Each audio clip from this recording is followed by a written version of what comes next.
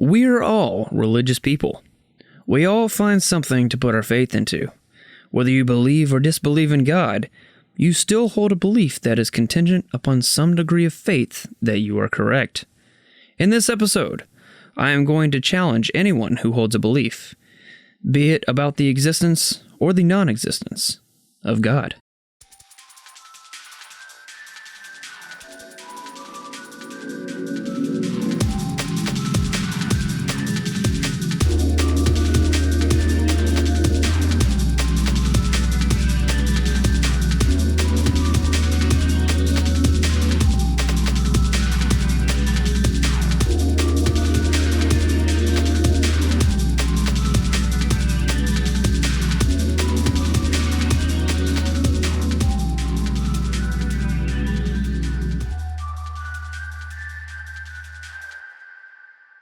Hey, I'm Bailey.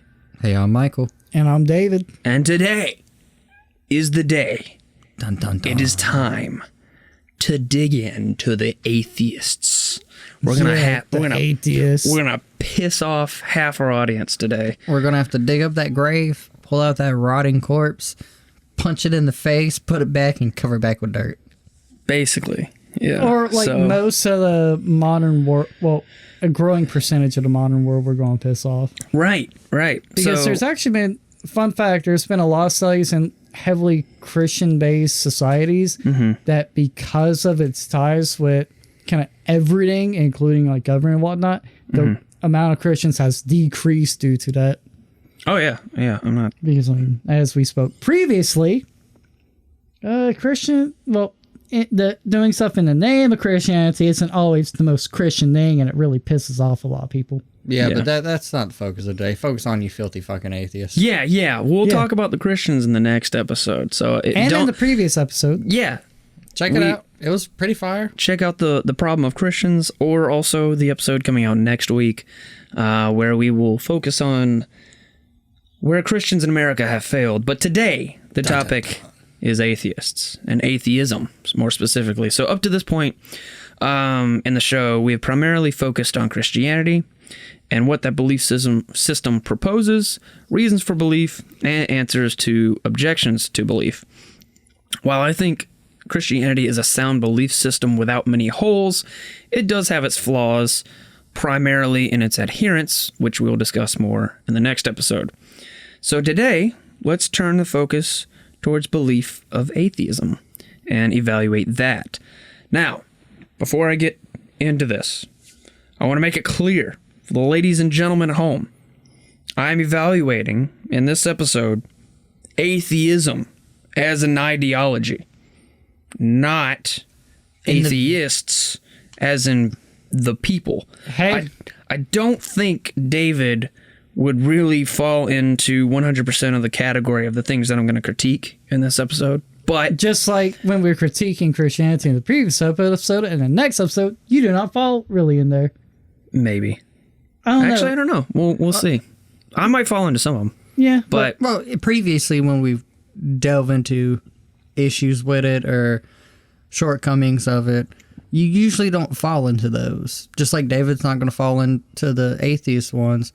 Because we, as a collective, hold some pride in trying to be accepting and understanding of each other's views and ideologies, while also using others' views and ideologies to build ourselves up. Yeah. And to create kind of a little safe space where we can openly talk about these and go, hey, yeah, this is what's wrong with my viewpoint. This is what's wrong with yours. This is what's wrong with yours. And we all three can do that. Yeah. Peacefully. Yeah.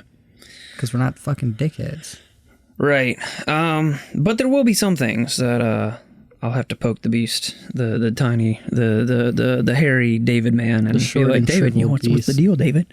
Because we did that last episode with Michael, and we were like, Michael, what's the deal, Michael? Yeah. So, hey, here it comes. All right. So, prepare your butts, ladies and gentlemen. Under the atheistic worldview, the supernatural does not exist at all. Instead, all that exists is the natural world, which is a concept known as philosophical naturalism. And scientific theories such as the Big Bang and evolution are currently the best explanations we have for everything that we observe in the natural world. Would that be a fair characterization, at least, of the existential aspect of atheism, David, before I continue? Pretty much.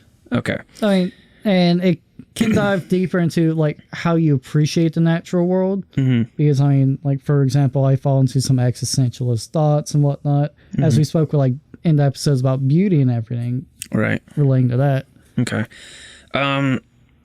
So in previous episodes, I've discussed the problems using evolution and the Big Bang. Oh yeah. To fill in the gaps in our knowledge in the first series of episodes, and I think David agrees with me on the points there. Yeah, it's not a perfect system, but it's what we have at the point. Yeah. And it will never be fully 100% completed. Right. So this is stuff we've already covered, but I'm going to briefly talk about it again, just to kind of recap and bring us up to speed. Under atheism, you have to accept that there are many unanswered questions, such as the hard problem of consciousness. What is consciousness? Why are physical processes ever accompanied by experience? Why do humans have higher level of conscious experience than other animals? And then you also have the problem of morality. We all here believe that morality itself is objective. But without God, there is no explanation or grounding for why morality is objective. And if morality were subjective, what would be the point?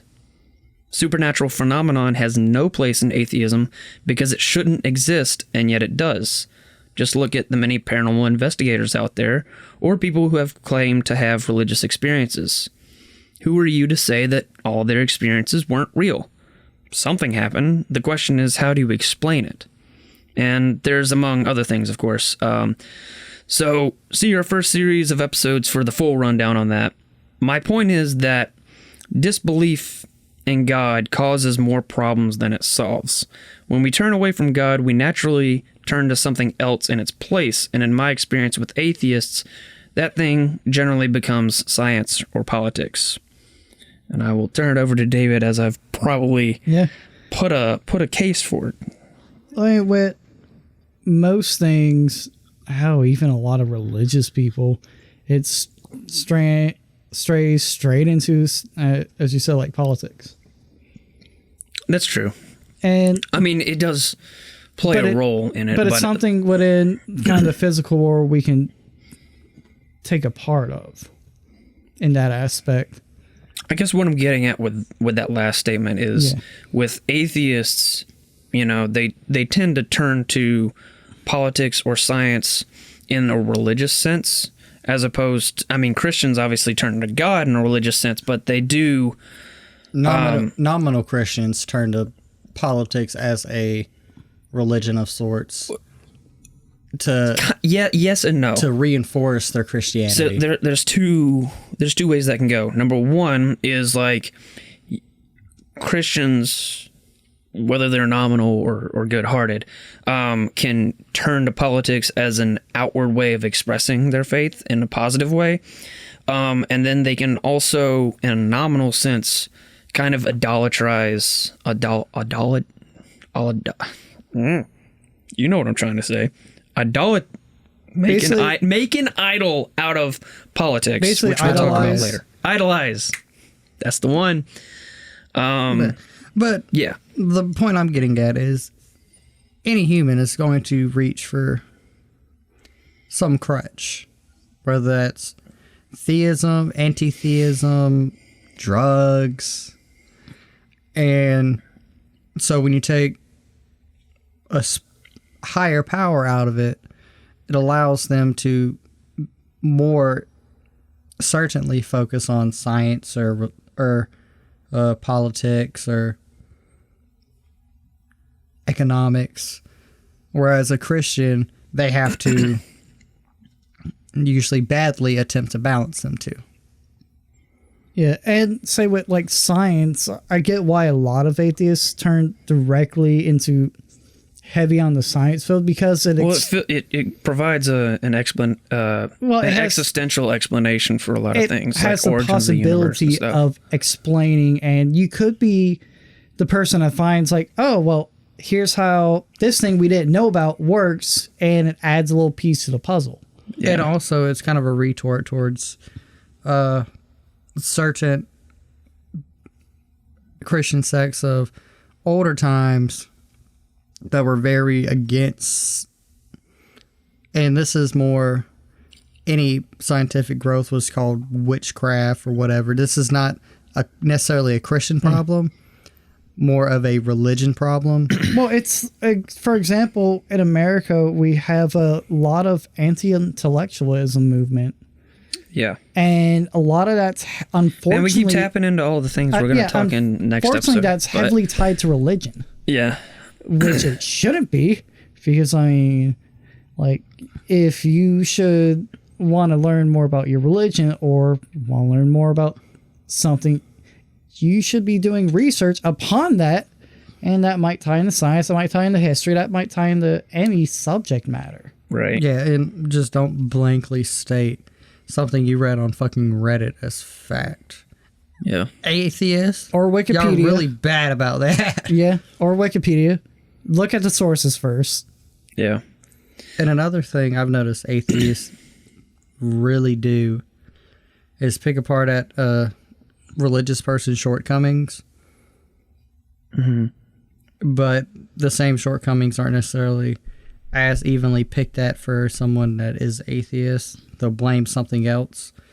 So they judge Christians to a higher standard than atheists. They blame Christianity for the problem of Christians. Right.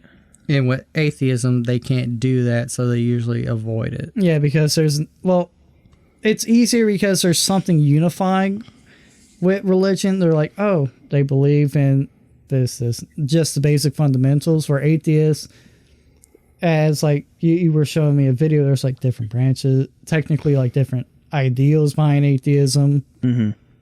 And then you get in the mixture of agnostic people tied in with atheism, and it's like a whole shit show in itself. Yeah, there's it's not as black and white as just belief or disbelief. There's a lot of nuance, different types of beliefs, and like culture. But same goes with, say, Christianity and the traditions and cultures. Right. Yeah. Yeah. Or any religion. Yeah, so remember, guys, even though they don't believe in God, they're not all the same. And then you have the anti-deists, and they're just dickholes. Yeah. And then you have your little groups that might as well call themselves churches and just admit they're religious. There are atheist churches. Church of Satan, Church of Set. No, like just actually, they're called atheist churches. Oh, that's stupid. Yeah. I mean, I understand, especially if it was like in the South. Because there from what I know, from what I'm aware of, which is very little, I think it's like there's like a group of ex-Christians that want the community, but not the religion. So they create churches where they sing like secular songs and hang out and basically do Protestant church type things, but they're atheists. Sounds awful. It's weird. The only thing that kept me in church as a kid was the worry about going to fucking hell. I mean, though, I do understand. I was thinking of battle tanks and shit. Like, I'm just here so I don't go to hell, God. I'm sorry. I do understand from a cultural standpoint, because as like we've said in the South, church is a major cultural foundation. I'm pretty certain it's somewhere like in Nevada or something like that. I don't remember exactly. Like somewhere in the Midwest? Yeah. Oh, that makes just as much sense as the South. Yeah. And then like if it was up north, I'd be like, okay, what the fuck? And then a lot of you atheists will grasp on the fringe theories like simulation theory or crystal powers and shit. All right. Well, we're getting a little off topic. Okay. We're kind of ragging on. At that point, you're just religious. Yeah. So. Also, just because of some of the things that we're discussing in this episode, I can tell we're kind of flirting with what we're going to talk about next episode. So, but I'm mainly going forward, let's try and keep it like straightforward on the topic of atheism. And David, if you have anything to say, make it in defense of your position instead of against Christians. Yeah. I guess, because we're going to do that next episode, and we'll have We're that here whole... to bully you nerd. Right. This is the episode where we bully David. And I'm just bullying everyone, including me. Yeah. Okay, so when we were talking about atheists turning to science, which, again, I'm not going to say is a bad thing in and of itself, but It can. when reliance upon science is taken to an extreme, it can become scientism, the belief that we can't know anything unless it's scientifically verifiable. But, as I've mentioned before, scientism is a self-refuting philosophy because it is a philosophical presupposition. In other words, it requires philosophy to prove that science is superior, as opposed to using science itself to prove its own superiority. So, under this view, science essentially becomes a religion. In some ways. Though, for me, how I view, like, stuff scientific is shit that under the same conditions can be repeated again.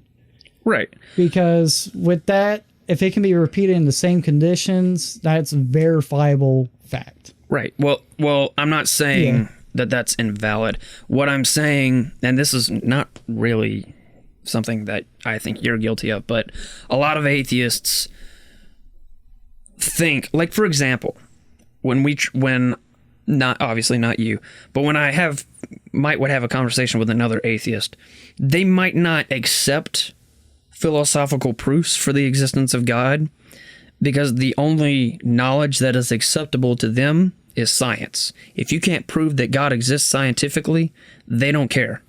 And the problem is, there's a lot of things you can't prove with science, but yet we believe them and we know that they're true. You couldn't prove if you go back 50 You can't years, prove the scientific... you couldn't prove science we know today back then. You can't prove the scientific method Because with science. the scientific method was It's created. a philosophical presupposition to science. Yeah. And It's just they don't allow Francis Bacon made it, and it's like, okay, we're using it now. and plus it kind of narrow-mindedly keeps them in a pinpoint view instead of trying to branch out and go, because if every scientist thought that way, we probably wouldn't get shit done. Yeah, and there's also like crazy shit like, say, as we would call them, freak accidents. Just in the world that to recreate it would take so long, it's not even worth it. Right. In like the real world. Or like shit we don't want to do. I mean, like for example, when there was a fringe theory, not really a good one, but about when we tested atomic bombs that it would literally burn up the atmosphere and we would all die. Do we really want to test shit like that? Not really. And yeah, the scientific method, it's great for shit, for like being able to verify like some things that can be 100% recreated safely. Yeah. But for the big existential questions, say like the Big Bang, we can't recreate the Big Bang. Yeah, science has its limits, and people need to know where those limits are before they go to science as the big ultimate thing that helps you it's a great shit out. little tool. Yeah. But it shouldn't just be the one sole thing. And on top of that, and to be fair, Christianity and theism has its limits in many ways as well. Well, And it's also like Christians want to use God in which I know I said I wasn't going to do this, I just talked to you guys about this, but a lot of Christians will go and be like, how did this happen? God. It's called God of the Gaps.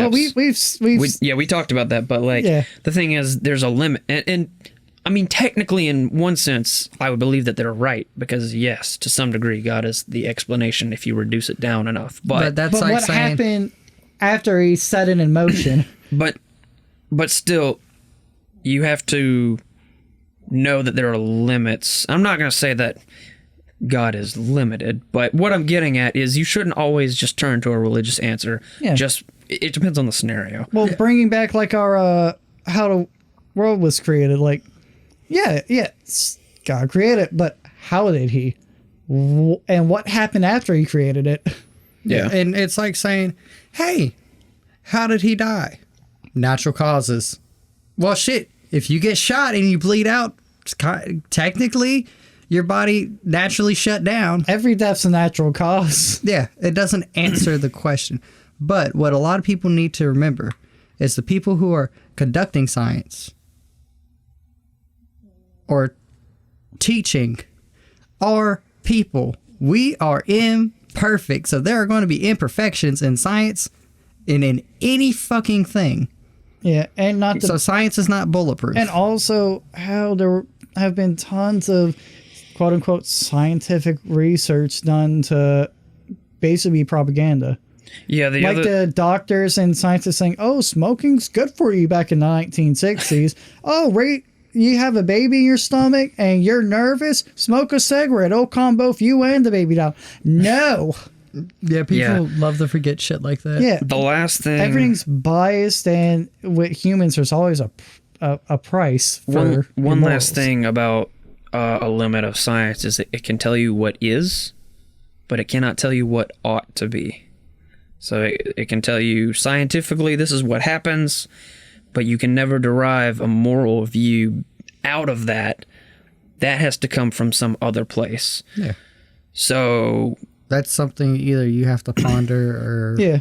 No, philosophers have to ponder. Yeah. Like, yeah, hey, so a lot of the implications of science, scientists will pose, oh, this is what you ought to believe. But the thing is, that's not scientific. That analysis, they're drawing that from some other philosophy or, in a way, a religious belief, even if it's not explicitly religious the way that we think of it.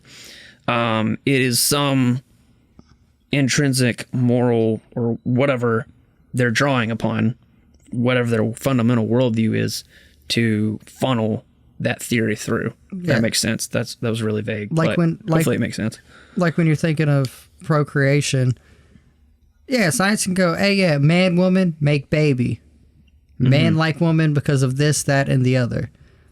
But science can't tell you how they ended up coming together, what their dynamic is, what the family dynamic is, how they feel If about you each ought other. to do it, when you ought to do it, that kind of thing. Well, science can tell you if and you're most fertile, but it can't touch on the human aspect. Right. And I think a lot of people are missing that when they're using science as their religion. Yeah, and I mean, and like for example, there's different types like sexual and behavioral sciences that are working on being able to figure out, like, oh yeah, this is when for them, based on these circumstances they're under and how they're going on an individual basis, like, yeah, it could work out.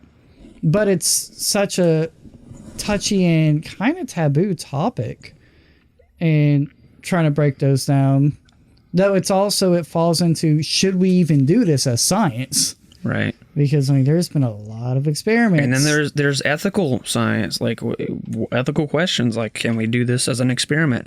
yeah, like But you can't like- gather the ethical restrictions from science. Yeah, That's a moral Yeah. thing, and where Well, do you it- get your morals it from? plays and into that- general morality, like but then where do you back get your in the morals day- from? And then that gets that Yeah, ties that- deeper into a religious rabbit hole. like I think it was the 60s or the 70s. They did experiments on a type of monkey and the newborns with basically building a mother figure. One was like a hard, just wire, but it had a little teat so they could Yeah. feed. Yeah, I know what you're talking about. Yeah. And it's like the ethical concerns of that is really, really damning. Or the idea of feral children. Or lobotomies. Oh, yeah. But we mean, didn't see those as bad until. I got a drill. I can do one if you need one. Like the OG lobotomies. Yeah. If you kids don't know what those were, I think it was back in Kennedy. the 40s or 50s. I know. They wanted to shove an ice pick up your nose and then slam it into your brain with a hammer, and it would dislocate your brain. So Kennedy, so child, Rose, I think was her name. Yeah. She got it, and it really fucked up her life forever.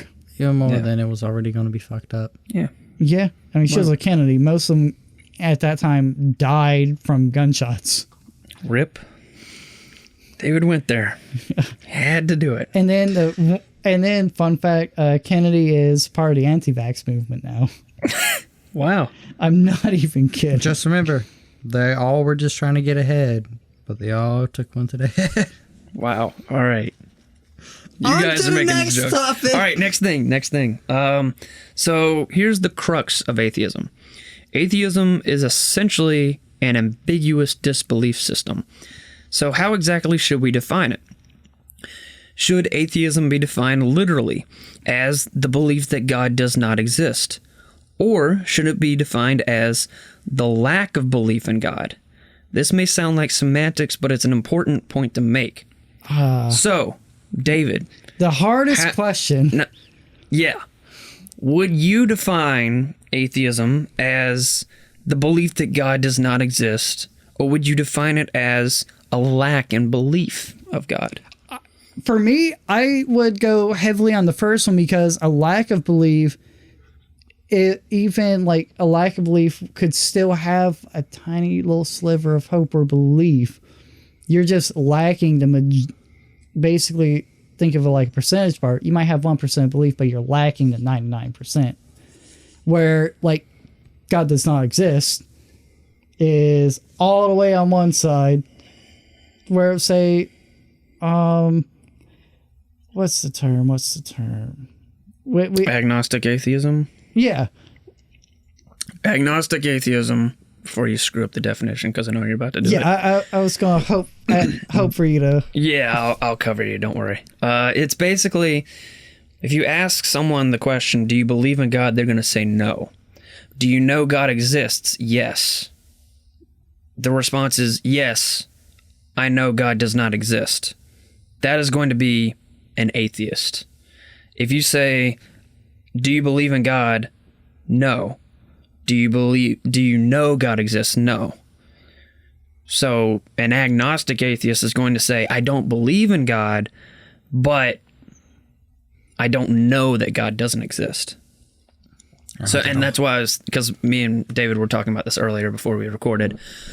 I think David, based on our conversations, is more of an agnostic atheist because he doesn't claim to know that God doesn't exist, but he doesn't believe in God. Yeah, but, I'm like 95% he does not exist, but there's that 5% just laying out. But you are, based on this definition, are you defining would you define atheism as the belief that God does not exist or the lack of belief in God? I know you said that the lack of belief in God, but are you imposing your view or? Well, I said I would choose the first one. So he does not exist. The belief that God does not exist. Okay. Because I mean, from like when I found like, oh yeah, there's a word for what I do not believe in. Basically, right? It's like, oh, atheist, and that's how I've always been told it or have heard about it. It's like no existence.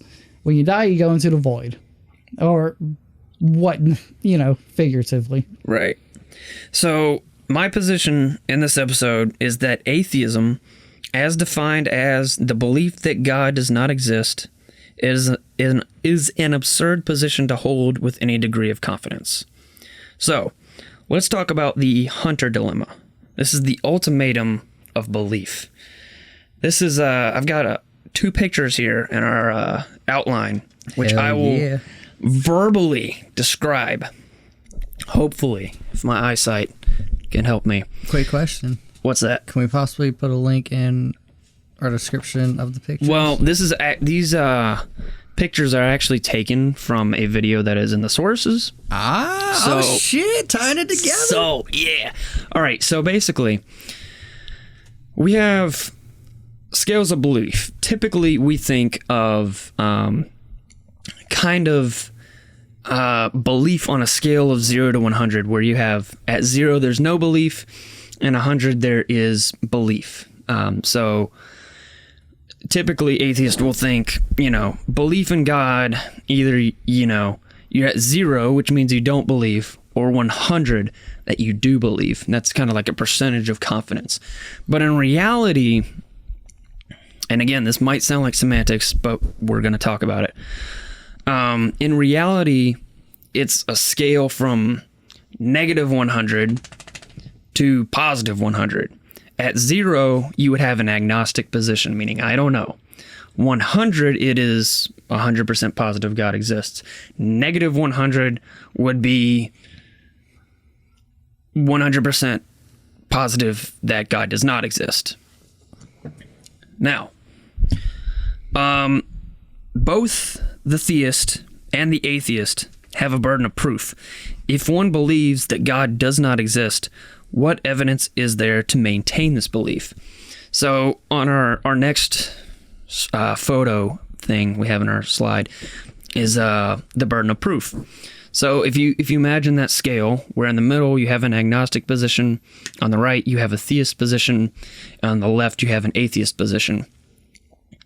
The middle position, an agnostic, has no burden of proof because they're not asserting anything. They're an agnostic. They're not saying that God exists. They're not saying that God does not exist. They're saying they don't know. So they don't have a burden of proof. So the theist, who is saying that God exists, whether that's Christian or whatever, they have a burden of proof because they're making a position that God does exist. Similarly, the atheist, who is making a position that God does not exist, also has a burden of proof because they're making a statement that they believe to be true, namely that God does not exist. So, what I'm getting at here is, what evidence is there to believe that God exists? What evidence is there to believe that God does not exist? Which do the scales weigh heavier in? So, I guess before I get into that, I'll turn it to David, because we've talked about evidence for God in previous episodes. However, as a challenge to David, no offense, David, but I don't think I've heard you give me evidence that God does not exist. So, being that we've talked about this for like 30 episodes or whatever, can you tell me why you think I think you gave 95% likely that God does not exist. Why do you believe more than likely that God does not exist? Well, kind of as like I've kind of touched about in like previous episodes, like belief for me is should be very much a personal thing. Should be about personal, say, revelations and whatnot. And never having those has led me onto the path of no belief. And say, like, when we talked about supernatural, never had a supernatural experience in my life. And so that leads me to not believe in the supernatural. And then also the, say, kind of negative connotations of, like, because, everything gets shown its flaws. Right. And that, especially when I was younger, led me more so like, oh, okay, yeah, bullshit. Now it's like, I mean, I still don't believe, but also the idea of belief is not far from my grasp of understanding. Now, gotcha. Go ahead. Quick question. I know I've probably asked this before, but are you open to finding belief? If it shows up one day, then yeah, why not? It'd be a easier thing than like, oh yeah, when I die, I just stop existing. Or say, oh, well, there's something else, so okay, cool. Secondary question, would you ever seek for belief? It depends on where I'm at in my life. Like right now, not really seeking, just trying to set the life I have into a good motion. Okay. So that, I'd say, go ahead. The willingness to find belief in the possibility of seeking it in the future is what separates you from a lot of people who, say, the anti-theist or the edgy atheist. Right. The ones we make fun of. Yeah. Oh, yeah. That's kind of what separates you, because you're not closed off Yeah, I know you take, I think, a little bit more of an honest, noble position where you're like, God might exist. I don't think he does, but Yeah, I'm 95% sure he does not. Yeah, whereas but me and I Babe- could be wrong, and it's especially knowing about the human condition and a lot of our flaws and our predispositions towards stuff. I know the human mind can do a lot of tricky shit. And it could lead me astray. It could lead, say, but you how do you astray. know your mind's not tricking you now? That It God could does be. not believe. That God's not real. And I think with me and Bailey, we strongly believe that there is something higher. There is a God. Yeah, Whereas- instead of Michael being the odd one out, it's me. Yeah, because remember, guys, I'm an agnostic theist. I believe. So you're in not it. 100% in that. I'm not in the middle. You're not. Yeah, you're more towards. I carry burden the of proof theist, yeah. in this. You carry scenario. some He's burden like of proof. 50%. He's like a positive 50. When you mentioned it, you said theistic viewpoint. Right. My agnostic comes from the You don't know which which form of theism religious is. Right, viewpoint. right. I believe in God. I don't believe in a certain God. Right. Whereas a true agnostic is like Dead middle. I don't know. dude. I don't know, bro. Which I think a lot of atheists are agnostic. They just Right. They just don't know pose the themselves as word. atheists or because it's easier to say you're atheist. That's true. It's easier to Yeah. say, like for me, if someone corners me, You just it's be like, easier yeah, it's to, like- easier to say you're agnostic. or it's easier for me to be like, hey, I believe in God. agnostic is even harder than atheist. It's like, yeah, no God exists. No, okay, good. And so like, well, Yeah, I don't. Sometimes he exists, but Depends I on how don't long of a know his conversation you name wanna nor have. the organization that plays with him. Yeah, and a lot of times in public, I have to feign Christianity or feign atheism because it's just fucking easier.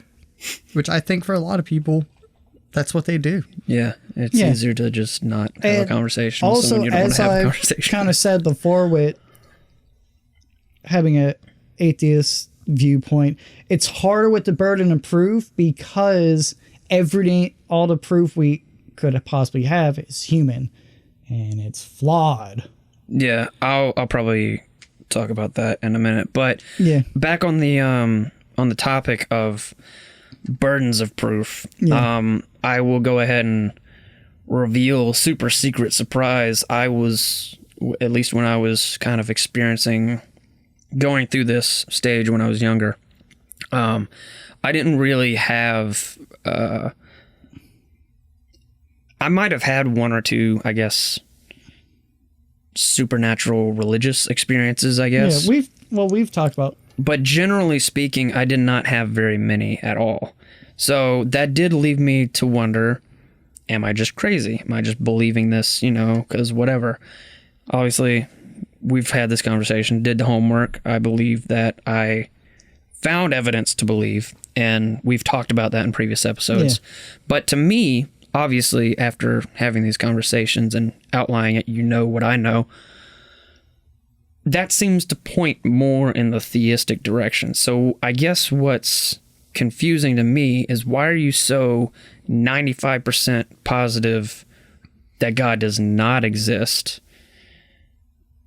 And I know you said it's primarily personal, Yeah. but even for me, I mean, I've had more personal experiences after doing my homework, but even before that, looking at purely just the evidence, it looks to lean more towards theism. And of course, that's just my perception, but also you have the same information I have at this point. Yeah. So I guess, why are you leaning so confidently towards atheism? I I know guess it's a big question, but just from, throughout my life and whatnot, as we've spoken, but like, kind of hard to explain, honestly. But like the lack of, say, I guess you can say, like, spirituality, and kind of those moments where it's like, oh yeah, I'm just going through my mechanical actions and whatnot, just doing, instead of doing something because it's good, just doing it. okay. it's kind of like I spoke about in love, like everything's kind of a mechanism in itself, and it falls deeper into a larger one and whatnot. But it's kind of hard to explain because it's not, as I've spoken about, it's not something I really think too much about. Mm-hmm. Because because kind of as I view it, like with spirituality, since I don't necessarily believe in it, I don't really put too much effort into, say, viewing it. Now, if it popped up, it'd be like, okay, I need to search into that. Yeah. So I guess kind of like where me and Michael are, we're kind of on a spiritual journey in some way, kind of searching through that. Do you think that you have that's just not the place you're in right now, and maybe one day you'll do that? Or that's just not a thing that you're really gonna do? I mean, both are possible. I would prefer, say, like if I get into a time of wanting to search out and view more spiritually, I'd give that a shot. But also, depending on life circumstances, I could wind up just not even bothering. Gotcha. But it's all a matter of circumstances, just as with life. Now, as your older brother, I'm gonna tell you, I'm gonna bring this up later. I need you to do some homework. You know, we're only like give me some good a answers. minute or two apart. All right, I'm gonna need you to give me some good fucking answers. Not right now, but you need to do your homework, kid. Okay. All right, bucko. Sport. All right. So here's the problem in my view with ultimately positing an atheist position, that the belief that God does not exist, as we defined earlier. The problem is there's no way to disprove God's existence. Such an idea is absurd, and yet that is exactly what an atheist believes, that God does not exist. I argue it takes more faith to disbelieve in God than it does to believe in God, because what evidence do we have that God does not exist? You can't prove that. What evidence do we have that God does exist? Well, see our previous episodes for that. It would be much more reasonable in this case to be an agnostic. That is why I argue to be an atheist is an absurd position to hold, because you cannot have any degree of confidence that you are correct in your belief, and that is precisely blind faith. If you have any thoughts on that, I'll let you go. But then I got one analogy before we move on to the next thing. Also, kind of like as we spoke I think we spoke in the previous episode where, like, the idea that, oh, well, even if God doesn't exist, putting my hands into God believing, it doesn't really hurt me. It's kind of like the opposite to that, where either way, it's like, oh, well, God doesn't exist, so why bother? Into that, if you remember, I think you said, like, you were speaking to your mommy like a child. Oh, yeah. So it's kind of like my analogy was, because you're asking, like, how do you know God exists? Or she was like, you lose nothing if you believe in God, but if you believe in God and God does exist, you lose nothing. We're saying, but if you don't believe in God and then God turns out to be real, you done goofed eternity.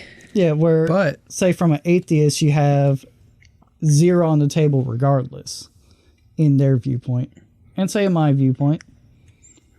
Now, yeah, but that's assuming you're right. What if you believe in the wrong God? Yeah.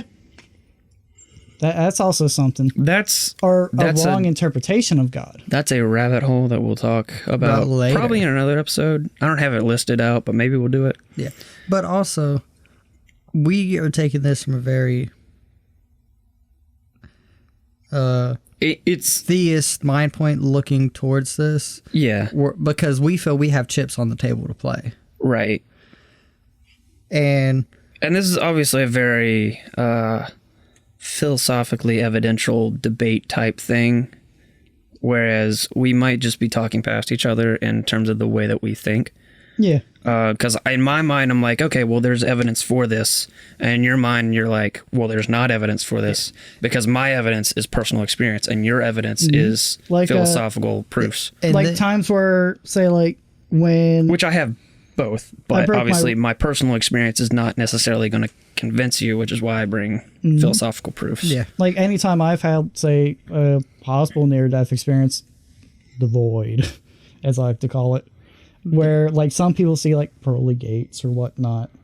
Well, no, they don't see pearly gates. They just see like the light, or they have an out-of-body experience. Never happened. And also, the only word in the bit before this, the word confidence. Yeah. Not a big fan of that word. What do you mean? You can be confident as a motherfucker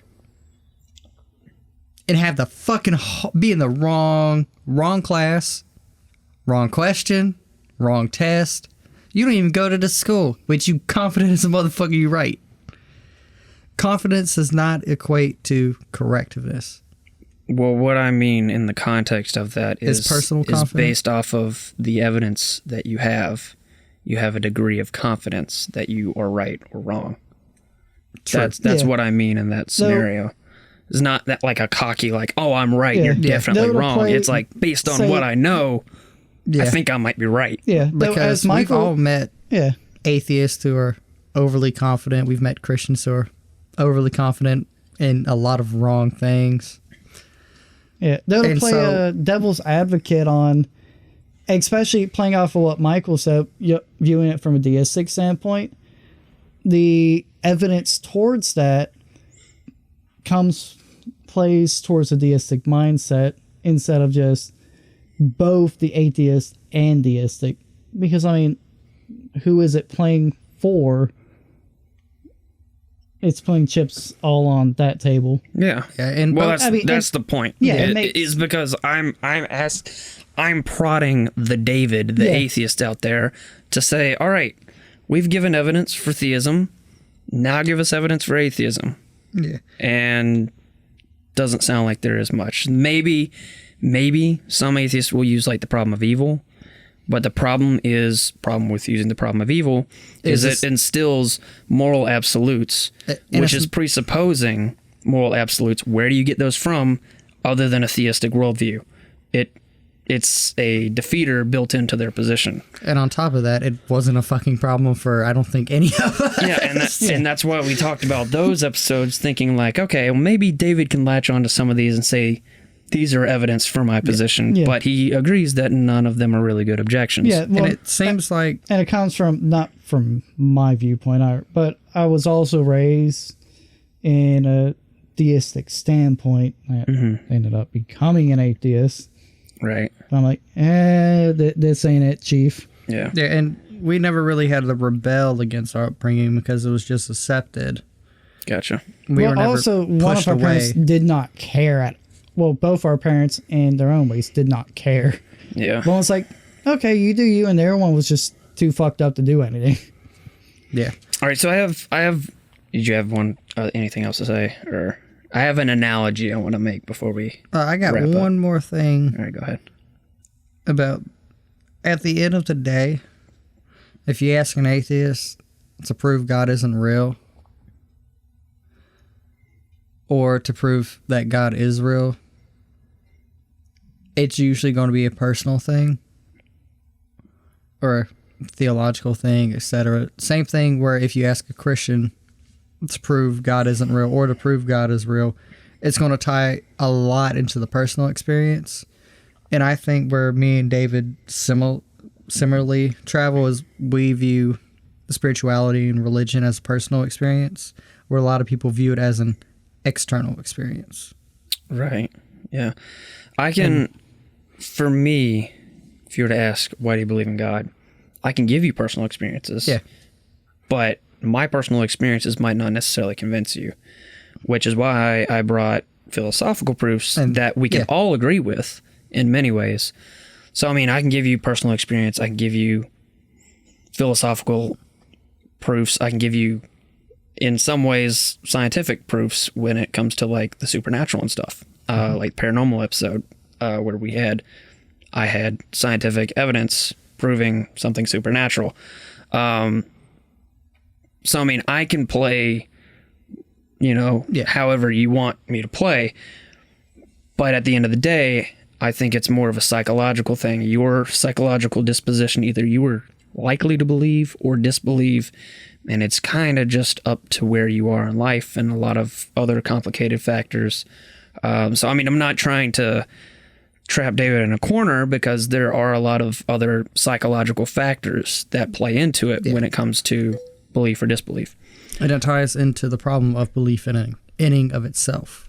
Yeah, but Yeah, that doesn't mean I don't want to put these points out there and make him or other atheists out there think about their position, because that's the whole they point do. of this. And ultimately, the bottom line that I want to get at with this episode is, if you are an atheist, if you claim that God does not exist, you have a burden of proof. And if you're going to have a conversation with a theist, you need to be able to give a reason why you don't believe in God. And it doesn't need to be a lame reason like we talked about in previous episodes. Just like if you're... Same thing goes for you fucking theists out there like me. Don't give a lame reason. Whether it's personal, theological, or whatever, stick to your guns and have something to believe in. Yeah. Because the belief in nothing is still belief in itself. Right. We all believe in things. Right. And you're not just going to magically come up with them beliefs. You have something. Because at the end of the day, no one believes in nothing. Nothing means nothing. Exactly. All right. And I think it's a good thing is we equally poke the bear at everybody. Right. So try to get people to think about their beliefs and why they believe and how they came to that point. Yeah. All right. Well, I want to give one last analogy before we wrap up. The question is, when does absence of evidence become evidence of absence? So here's an analogy. Imagine I ask you, are there any pink elephants in this room? We can look around, see that there are no pink elephants. No, there are no pink elephants in this room because elephants are big. Pink elephants are pink. They're not, we don't see them. So in this case, the evidence of absence is, the absence of evidence is evidence of absence in this scenario specifically. But let's say we're at the Grand Canyon and I say, are there any flies down here? We look around and we don't see any flies, but there are definitely some flies. So I just don't see any flies. So we're like, no, there's probably no flies. There's probably no flies. But in this case, the scenario is much different. You have a much larger space. You can't say for sure that there are no flies in that Grand Canyon. This is essentially what the atheist must do. Like the person who says there's no flies in the Grand Canyon, they must say, based on their limited perspective, that God does not exist. That's ridiculous. The more realistic posture to take would be to remain agnostic, not to say that God does not exist. Because, again, there's no evidence that you don't have any flies there. There might be. You don't know. So why would you say there's no flies? Why would you say there's no God? You don't know. Anyway, that's where I'm at. That's my last little analogy. Hopefully that made sense. Well, see, after watching the Dare commercials from back in the 90s, I took one marijuana, just one, and I see purple elephant on David's head. I don't see how you guys don't see it. It's looking at me quite funny. All right. Well, Y'all never saw that? No, I don't know what you're talking about. For some reason, it just reminded me of something an edgy atheist was complaining about. All right, well, Isn't that what they mostly do? Yes. Pretty much. Yes. Just like political Christians whine and bitch about the same 5 things. Edgy atheists complain and bitch about the same 5 things. Well, this one was a little bit different. But it was like just complain about, oh, well, why are there still Jews if Jesus was the Messiah? It's like belief. The problem of belief, which is not a problem if you don't let it be. Yeah, I don't Michael, think so I've why aren't you a Christian? Because, you know, yeah. Because you don't believe. That's a problem. I have belief in something. I'm trying to find out what else I believe Again, in. another cringeworthy thing I've heard from another atheist. Anyway, we can probably start. Have a couple of things to wrap up here, but David, do you have thoughts on my analogy? Does it make sense? It makes sense. Yeah, We're all pretty agreeable people here. Yeah, I'm not trying to bully David too much, but I do gotta poke the beast a little bit. Yeah, and any of you know, atheists out there or theists, you know, the point of this episode is to say, if you're edgy, he wants to poke you. If you have a viewpoint, if you have a belief, you should have evidence for why you believe that. Obviously, not everyone is going to be philosophically minded and be like, well, this is why I believe X, Y, and Z. I can point to Anselm and, you know, Hume. I don't know that he's an atheist, but, you know, depending on what side you're on, you know,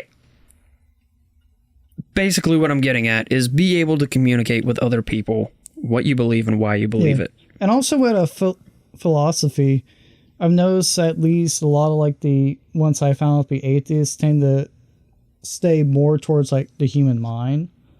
And that process is not where theistic ones both reach into the mind, but will grasp further out. But it's also based on how they view the world. Yeah. So very rarely you'll have an atheist have something more deeper, at least existentially. Yeah, some of them do, but a lot of the atheist philosophers that I'm aware of just tend to be like your street edgy atheist type. Yeah. But I mean, there are more existential philosophers that aren't necessarily theistic. But I mean, like they're just fewer and far between. They're less well known. Yeah, I'll put it that way. Yeah, and then also because most people have better things to do nowadays than just write philosophy, and it's just the atheist ones writing their manifesto. People aren't really. Philosophy's not super Well, philosophy's not publicized as philosophy. A lot of the times, we'll get political philosophy and scientific philosophy, and they won't be labeled philosophy. They'll be labeled science or politics.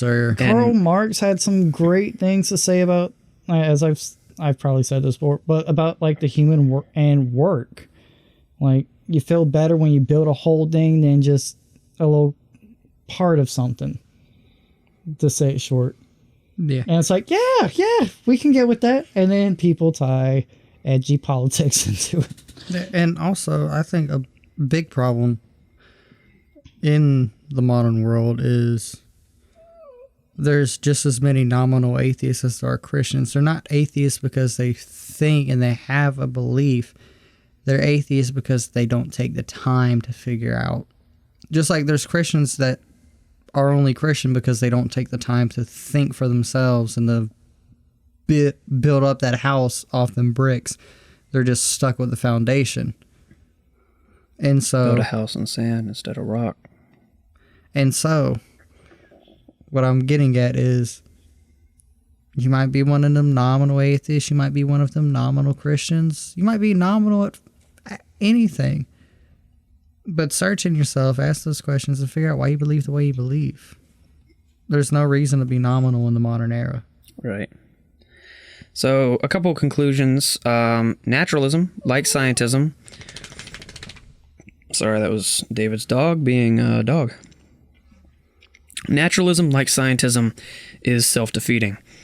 Evolutionary theory provides evidence for how we survived, not necessarily for determining what is true.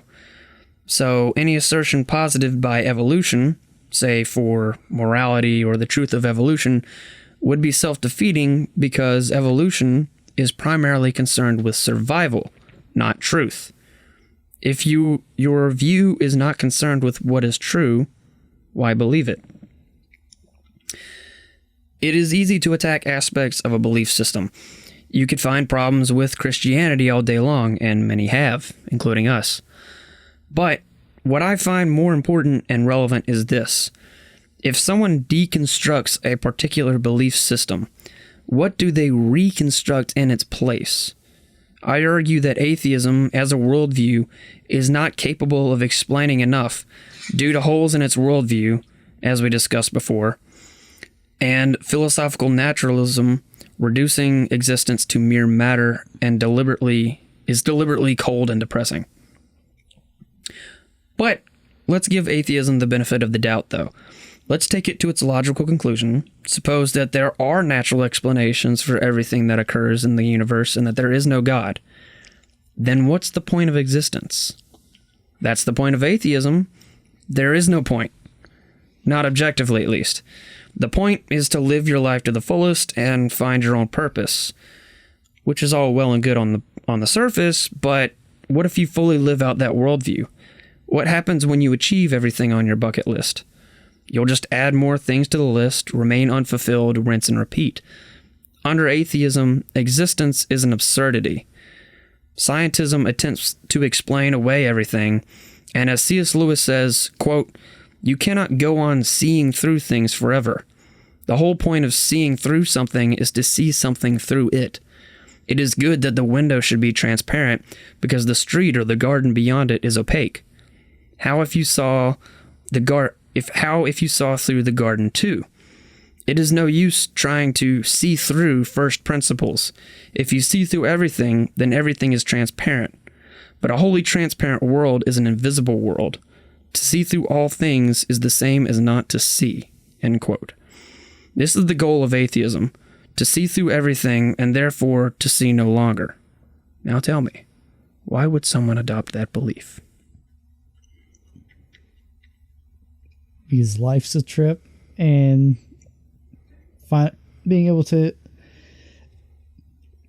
enjoy the absurdity of life in itself. Appreciate the absurd, the disturbing.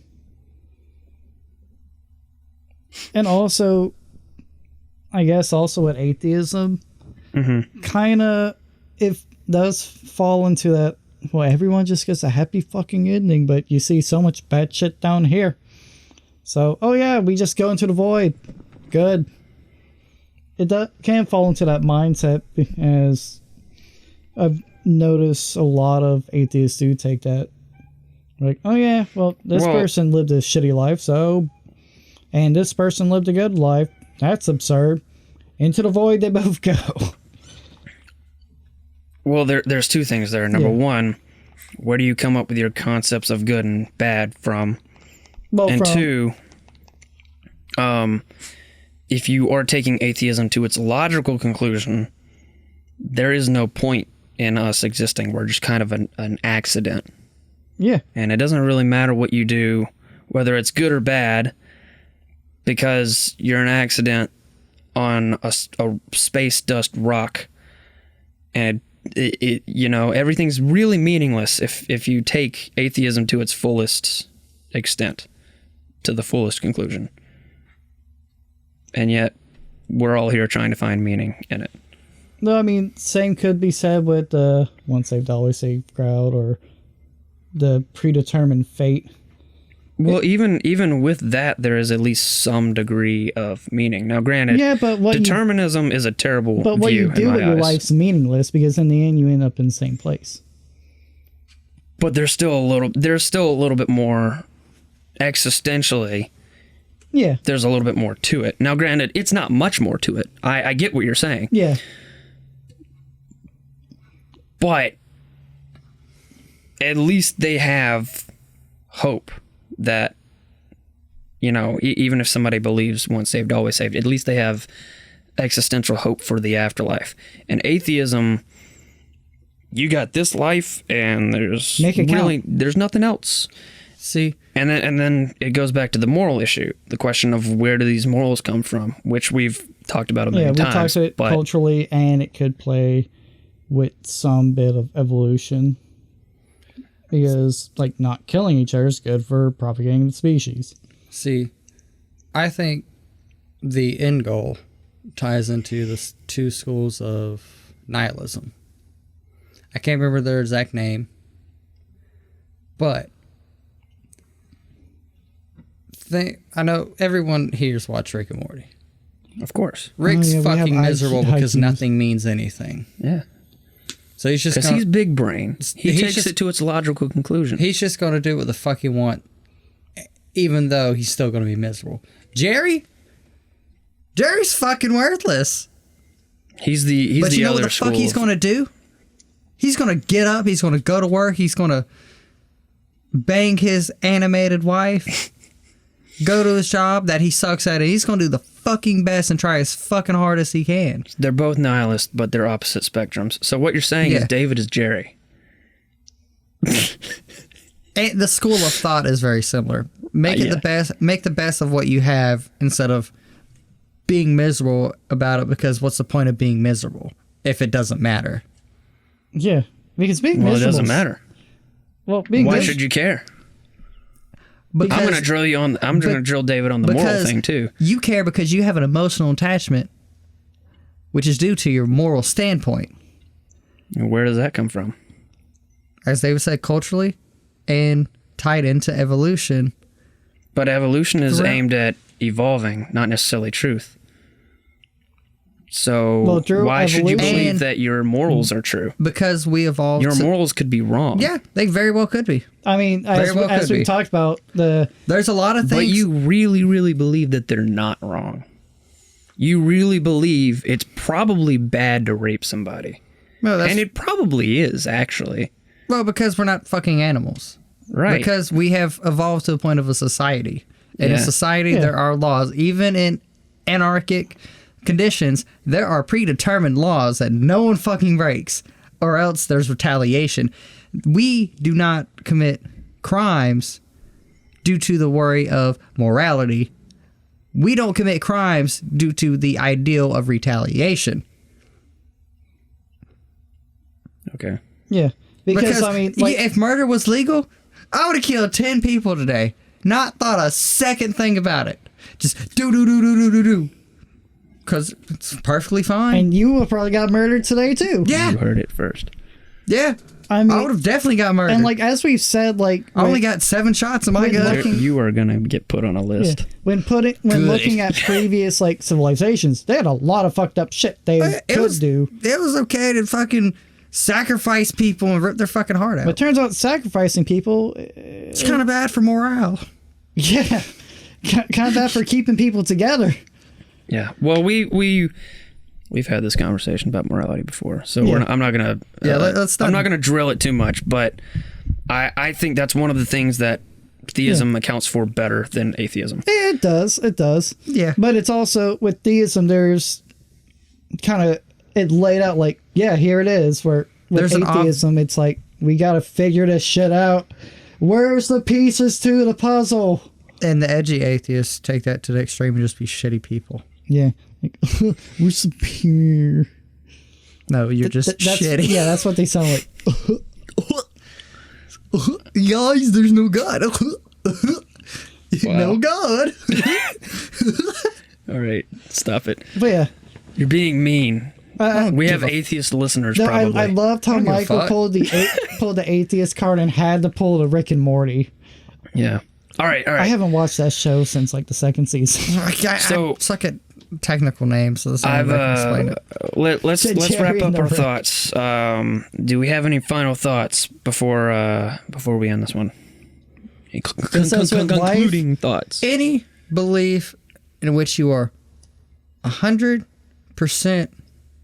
If you Sure. were at least any percent sure of something, belief or disbelief, unless you were 0% certain that God exists or does not exist, you don't have a burden of proof.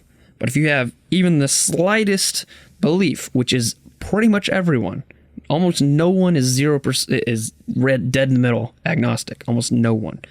Most people have some percentage of belief. Or I think what you're disbelief. probably trying to say is, what I've gotten across in this episode is at least have a communicable reason why you hold that position. And also, I think 99% of us are not going to be on 100 on either side. There's always going to be that smidgen of maybe I'm believing this and it's not true, or hey, maybe I don't believe in this, but I'm wrong. And if I think most people who don't look at that and go, I might be 99%, but there's still a chance, Right. however slim it is, that I'm wrong. Like Anyone who David's goes- like 95%. I'd probably say I'm like 95% on the opposite side. And Michael is probably like 25% your way. Well, he's probably like Well, 90% on the theistic side. viewpoint. Oh, yeah, I'm yeah. 95% sure that there is a higher power. There is a God. On the Jesus side, you Full might be flip like 20%. But what I'm trying to say is, if you think you fall on 100% on either fucking side, you are just lying to yourself, honey. Well, what do you know? They could have had like a near-death experience and spoken to the J-Man Or himself. went And then you'd into be the like, void, as I like to call it. But I don't know why he came up with that, but it there's works. still always a chance that we're all wrong. Yeah, And it's the flying spaghetti monster. and that's the beauty behind the absurdity of you can A put human condition is absurdity. the absurdity of speaking of, say, the lack thereof or for. It's all absurd, but that's why we can have these higher level conversations. are you trying to say theism is absurd? Atheism is just as absurd. How is theism absurd? Well, without the nuances, it's absurd. Yeah, if Okay. we were all just placed on this rock and it was like within 10 minutes. Without any Yeah, teasing someone out just- of anything. And without any personal journey. Because Yeah. you've been on a personal journey. I've been on a personal journey. Right. David's been on. Yeah, because- without the nuances, it's all fucking absurd. Yeah, Yeah, gotcha. if someone walked up to me like, yeah, when you die, you're going to the void, it's like, what the fuck? Or it's like, hey, this person did a spore creature creator, made you, and he's waiting for you when you die. I forgot It's about like, that game. oh, good game. And it's like, no matter what, without the nuances and the discussion of it, or without the context of it being religion, it's absolutely fucking absurd. That's the beauty behind it. Is we're able to search deeper and find Yeah, that's the context and because understand it. you take any higher level dot besides like basic fundamentals, and without the context, it's absurd. You take Computers, we're taking rocks, putting electricity, and telling it true statements to do stuff. Gotcha. I feel you. Yeah, I see what you're saying. Okay, so there's beauty in absurdity. yeah, I guess if you say so. And regardless if you're religious or not, you got life. Enjoy the ride. fuck a dog, life's a ride. Excuse me? What? Fuck it, dog, life's a ride. Oh, Okay. okay. Yeah, I definitely Bailey and I thought you. just heard. Yeah, we heard something different. Why would I say that? Listen, you say weird shit, all right? I would never say to do that. That's You never too know. far. All right. Oh, Poo that poo pee reminds pee is me. okay, but that's too far. Oh, that reminds me. I told Bailey about a famous TV show person that's going to prison for a long time. Cool. He's on TL. Well, he was a part of a TLC. Shut up! No, I gotta bring that up next. Okay, shut the hell up. All right, well, we're wrapping up this episode. Yeah.